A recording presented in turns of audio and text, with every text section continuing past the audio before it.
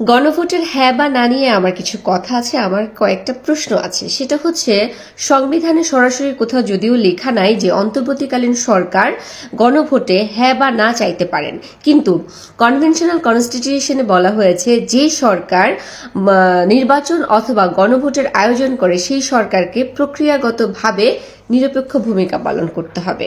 এখন আমার প্রশ্ন হচ্ছে, ডক্টর মোহাম্মদ ইউনূস যখন প্রকাশ্যে এসে জনগণের কাছে বলছে যে আপনারা হ্যাঁতে ভোট দিন, তখন জনগণের মধ্যে বা ভোটারদের মধ্যে সেই নিরপেক্ষতা থাকছে কিনা?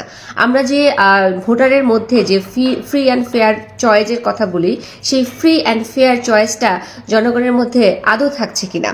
ডক্টর মোহাম্মদ ইউনূস তার ক্যাবিনেট সহ যখন প্রকাশ্যে এসে জনগণের কাছে বলে আপনারা হ্যাঁতে বা নাতে, যদিও সে বলেছে হ্যাঁতে আপনি হচ্ছে ভোট দেন, তার মানে হচ্ছে আপনি ইনফ্লুয়েন্স করতেছেন, বায়াস্ট করতেছেন জনগণকে যে তারা যাতে হ্যাঁতে এসে ভোট দেয়। সেই ক্ষেত্রে একজন ভোটার, তার মধ্যে যে ভয় থাকা, মানে ভয়হীন, তারপরে হচ্ছে ধর্ম নিরপেক্ষহীন যে সমস্ত জিনিসগুলো একটা ভোটারের মধ্যে থাকা দরকার, যেটা থাকলে একটা নির্বাচন বৈধতা লাভ করে, সেইটা জনগণের মধ্যে বা ভোটারদের মধ্যে থাকছে কিনা?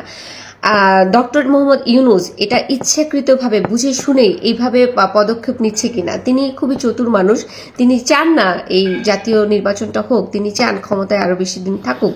সেই কারণেই কি তিনি এই গণভোটের আয়োজন করেছেন, এবং গণভোটটা আয়োজন তো করেছেনই, এবং তিনি নিজেই এই গণভোটের প্রচারণা করছে এমনভাবে যাতে তার পক্ষেই ভোটগুলো আসে, এবং সে গিয়েই সবার কাছে বলছে যে আপনারা হ্যাঁতে ভোট দিন। তার মানে হচ্ছে আমরা এখান থেকে স্পষ্ট বুঝতে পারছি যে ডক্টর মোহাম্মদ ইউনূস নিজেই হচ্ছে নির্বাচনটা চাইছে না একদিকে, আরেকদিকে হচ্ছে এইটাতে যদি হ্যাঁতে যদি জনগণ ভোট দেয়, তাহলে তার যে